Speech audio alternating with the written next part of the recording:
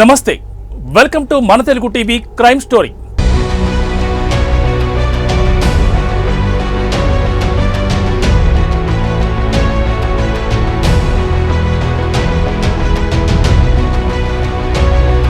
పెళ్లై పిల్లలున్నప్పటికీ మరో మహిళతో అక్రమ సంబంధం పెట్టుకున్నాడు ఓ ప్రబుద్ధుడు. దీంతో భార్యకు అనుమానం వచ్చి రెడ్ హ్యాండెడ్గా పట్టుకుంది. ఈ ఘటన రంగారెడ్డి జిల్లా హయత్ నగర్ పరిధిలో చోటు చేసుకుంది. అయితే స్పాట్లో ఆమెకు భర్త ప్రియురాలు దొరకడంతో చితకబాదింది. భార్య వచ్చిందన్న విషయం ముందుగానే తెలుసుకున్న ఆమె భర్త చెప్పులు చేతితో పట్టుకుని సైలెంట్గా గోడ దూకి పారిపోయాడు. ఇందుకు సంబంధించిన దృశ్యాలు అక్కడ సీసీ కెమెరాలో రికార్డ్ అయ్యాయి.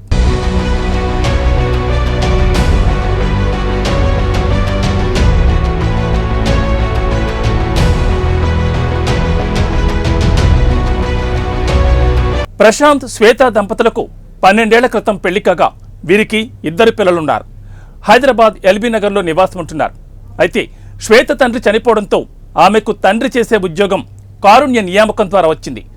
మంచిగా సంసారం సాగుతుందనుకున్న టైంలో ప్రశాంత్ మనసు వాణి అనే మరో మహిళపై పడింది. ఇల్లు మరచి ప్రియురాలతో గడపడం మొదలుపెట్టాడు ప్రశాంత్.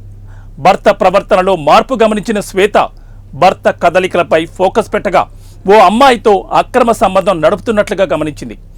అతని ఫాలో కాగా హయత్ నగర్ శివారు లక్ష్మారెడ్డి పొలంలో ఉంటున్న ఓ ప్రైవేట్ టీచర్తో ఉంటున్నట్లుగా తెలుసుకుని సడన్గా ఎంట్రీ ఇచ్చింది.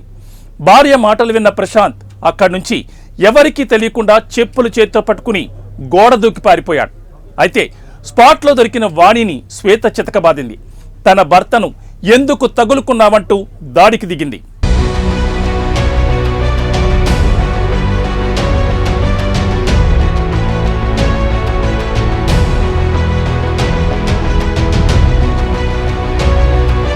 పన్నెండు సంవత్సరాలు అవుతుంది మాకు మ్యారేజ్ అయ్యి.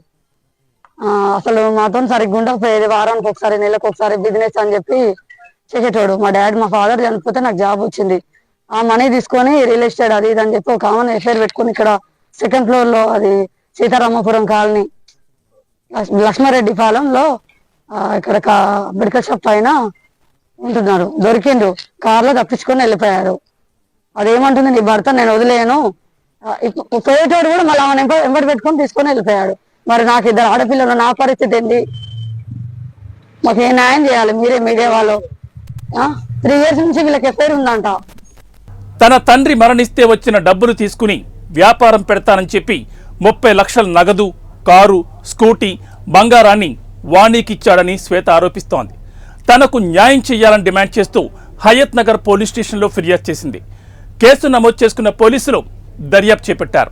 ఇది ఇవాల్టి క్రైమ్ స్టోరీ. మరో క్రైమ్ స్టోరీతో మళ్ళీ కలుద్దాం. నమస్తే.